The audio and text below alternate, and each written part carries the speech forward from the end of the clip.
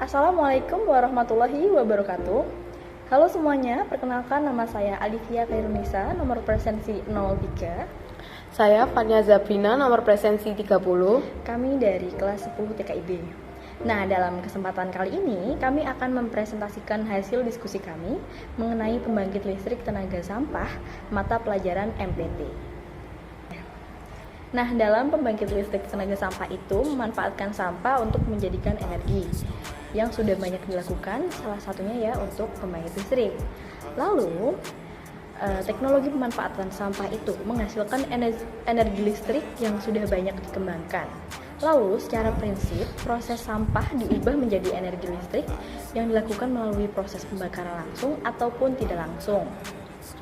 Nah, apa aja sih proses konversi sampah menjadi energi? Nah, dalam proses tersebut itu dibagi menjadi 3. Yang pertama ada thermochemical, ada psychochemical, dan yang terakhir biochemical. Nah, untuk thermochemical itu ada dengan torrefaction, plasma treatment, gasification, dan pyrolysis sama liquefaction. Nah, itu nanti akan menghasilkan bahan bakar dalam bentuk padat maupun cair. Lalu yang kedua ada psychochemical. Nah, dalam psychochemical ini dengan extraction, yaitu nanti hasilnya bahan bakar atau bentuk cair. Nah, yang terakhir itu ada biochemical. Dan biochemical ini tuh dengan fermentation dan anaerobic digestion, yang nanti hasilnya menghasilkan bahan bakar dalam bentuk gas. Nah, pembangkit listrik yang memanfaatkan sampah sebagai bahan bakunya 955 diantaranya landfill gas utilization. Pembangkit listrik dengan landfill gas utilization terbanyak berada di Amerika Serikat, yaitu sebanyak 325 pembangkit.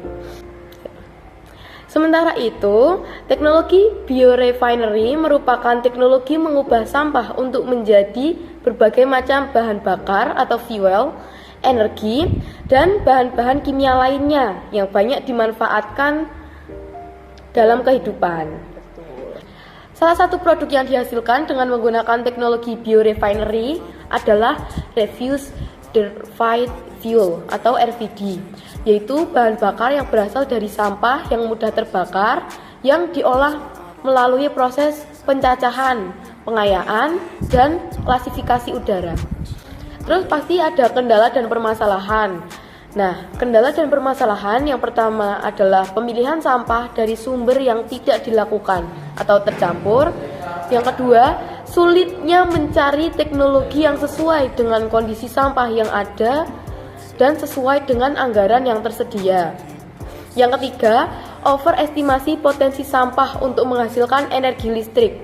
Seringkali pengembang dan pemerintah daerah tidak memperhitungkan kondisi sampah di Indonesia yang terpilah, basah, dan memerlukan biaya pretreatment yang cukup tinggi agar sampah dapat diproses di pembangkit listrik.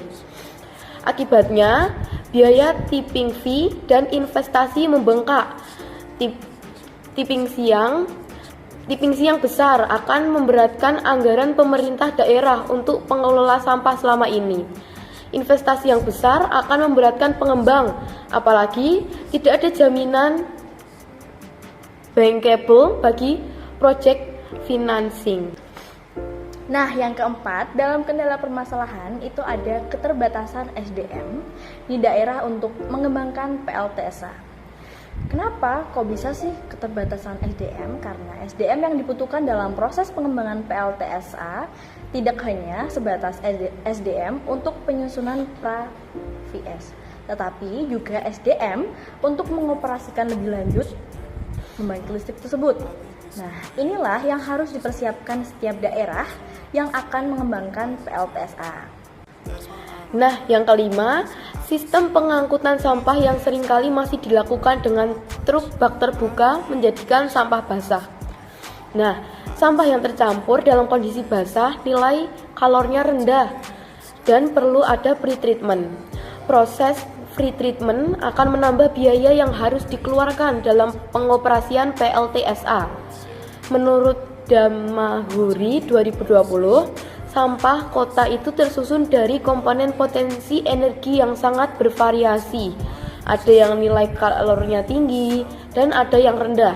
Seperti sampah plastik, nilai kalorinya dapat mencapai 11.000 kal per kilo. Sisa makanan dapat mencapai 4.000 kal per kilo. Nilai kalori sebesar itu dapat dicapai jika sampah dalam keadaan kering.